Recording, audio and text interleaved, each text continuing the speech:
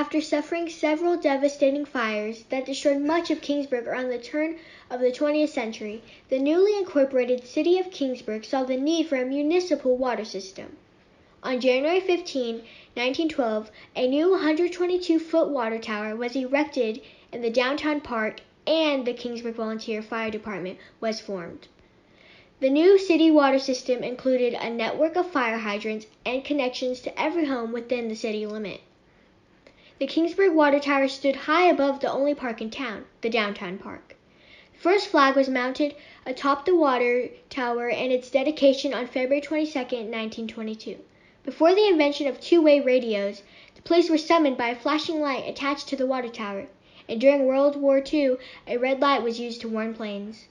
In 1983, a partnership was formed with the City of Kingsburg and the Chamber of Commerce to reconfigure the water tower to honor Kingsburg's Swedish heritage.